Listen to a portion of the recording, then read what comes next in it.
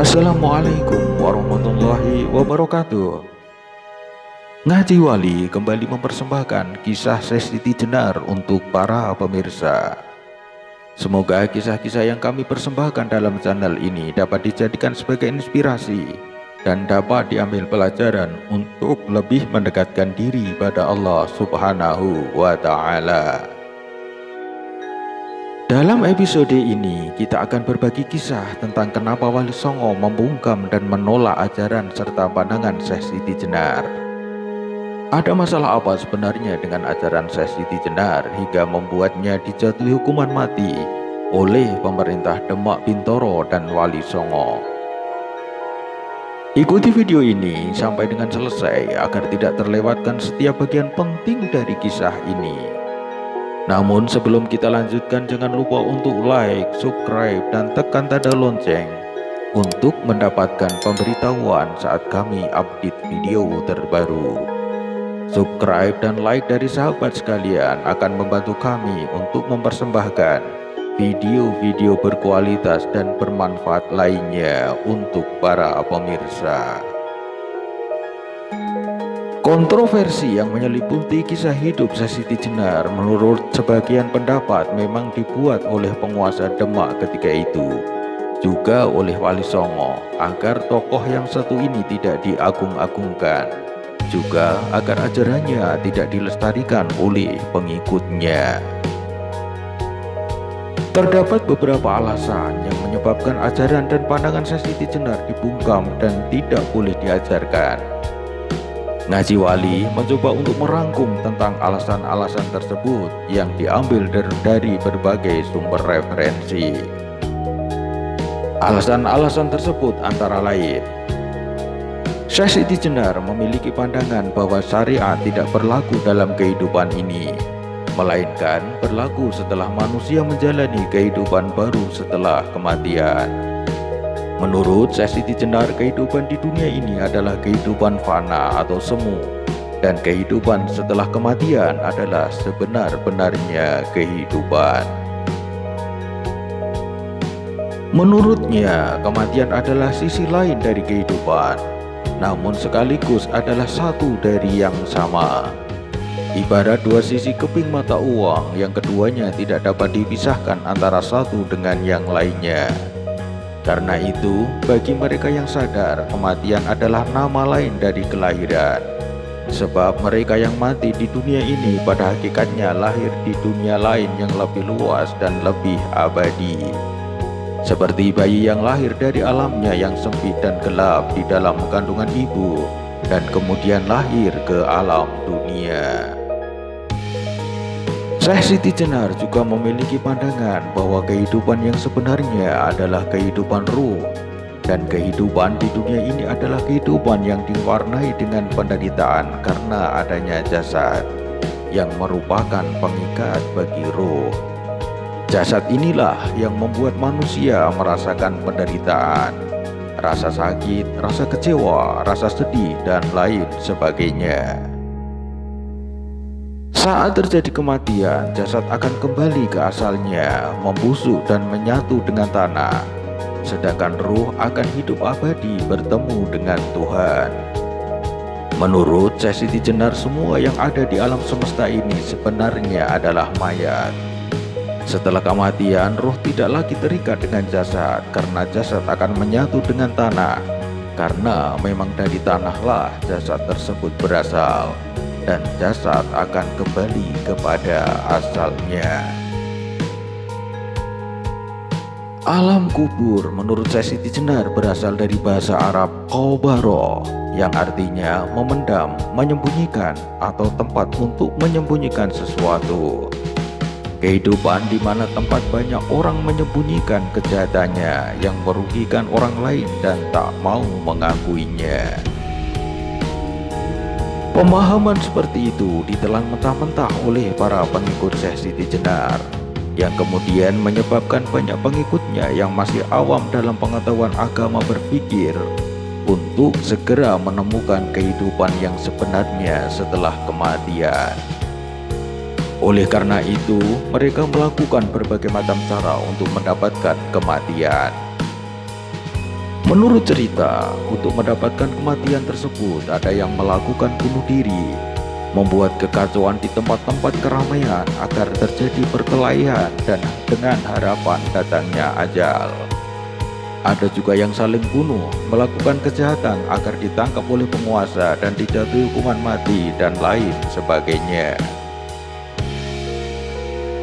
Para pengikut Syekh Siti Jenar, baik pria maupun wanita, memiliki tabiat yang sama, yaitu angkuh, suka membuat kegaduhan, merampok, dan berkelahi. Bila terjadi kejahatan, hampir selalu ada pengikut Syekh Siti Jenar yang menjadi biangnya. Kondisi tersebut tentu saja menyebabkan kekacauan di tengah-tengah masyarakat yang tentu saja dikecam oleh para pemuka agama, dalam hal ini Wali Songo dan pemerintahan Demak Bintoro.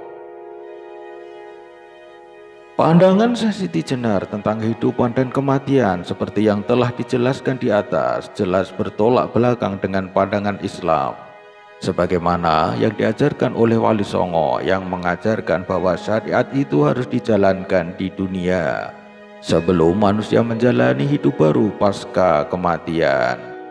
Sebab hidup di dunia adalah representasi dari kehidupan baru pasca kematian. Setiap manusia akan menjalani kehidupan baru pasca kematian, yang semuanya tergantung pada usahanya dalam menjalankan syariat di dunia. Dalam hal ketuhanan, Syekh Siti Jenar mengaku bahwa dirinya memiliki sifat-sifat dan sebagai zat Tuhan, di mana sebagai manusia dia merasa mempunyai 20 atribut atau sifat yang dikumpulkan dalam budi lestari yang menjadi wujud mutlak dan disebut zat. Tidak ada asal-usul serta tujuannya, yang widi sebagai suatu wujud yang tak tampak, pribadi yang tidak berawal dan tidak berakhir, bersifat baka, langgeng tanpa proses evolusi, kebal terhadap sakit dan sehat, ada di mana-mana, bukan ini dan juga bukan itu, tidak ada yang mirip atau menyamai, kekuasaan dan kekuatannya tanpa sarana, kehadirannya dari ketiadaan, luar dan dalam tiada berbeda, tidak dapat diinterpresentasikan, menghendaki sesuatu tanpa dipersoalkan terlebih dahulu, mengetahui keadaan jauh di atas kemampuan panca indera. Ini semua ada dalam dirinya yang bersifat wujud dalam satu kesatuan, yang sukma ada dalam dirinya. Di dalam suluk Wali Songo menerangkan sebagai berikut. Wujud kang nurakaton satmoto, lintang abyor sasmitane, sifat-sifat maujud anglangut lamun kaeksi, warnanya langkung indah, ujwolo umancur, Syekh Siti Jenar waskito, tetelo terang sasmito janmo linuwe, marmo ngaku pangeran. Artinya, Tuhan itu adalah wujud yang tidak dapat dilihat dengan mata, tetapi dilambangkan seperti bintang yang bersinar cemerlang. Sifat-sifat berwujudnya samar-samar bila dilihat, warnanya indah sekali seperti sinar memancar. Syekh Siti Jenar tahu segala-galanya sebelum terucapkan, menandakan bahwa dirinya adalah jelas orang yang melebihi makhluk-makhluk lainnya. Karena itu dirinya mengaku sebagai Tuhan. Dalam masalah ketuhanan, paling tidak ditemukan 3 penyimpangan yang dilakukan oleh Syekh Siti Jenar, yaitu 1.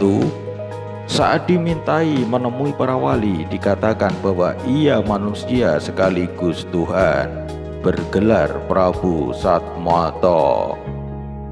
Kemudian yang kedua, ia menganggap Hyang Widi itu suatu wujud yang tidak dapat dilihat oleh mata, dilambangkan seperti bintang-bintang bersinar cemerlang.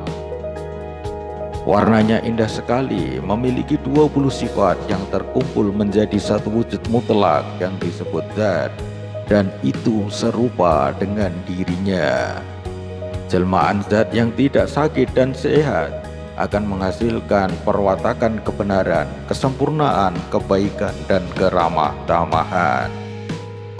Kemudian yang ketiga, Tuhan itu menurutnya adalah sebuah eksistensi dari sesuatu yang asing dan sulit dipahami, yang hanya melalui kehadiran manusia dengan mengaplikasikan sifat ketuhanan dalam kehidupan duniawi. Menurut penguasa Demak dan Wali Songo, apa yang diyakini oleh Syekh Siti Jenar adalah sebuah penyimpangan yang dapat mengaburkan ajaran Islam. Karena dalam Islam terdapat 3 pokok inti ajaran, yaitu akidah, syariat, dan ma'rifat, dan ketiganya harus berjalan bersama. Demikianlah beberapa alasan pokok yang menyebabkan ajaran Syekh Siti Jenar dibungkam, bahkan menyebabkan dirinya dijatuhi hukuman mati oleh penguasa Demak Bintoro dan para wali. Sebetulnya masih ada banyak alasan tentang kenapa ajaran Syekh Siti Jenar dilarang disebarkan, seperti misalnya ajaran Wahdatul Adyan, Wahdatul Wujud, dan lain sebagainya, yang kesemuanya bermuara dari pandangannya dalam memahami Tuhan dan kematian.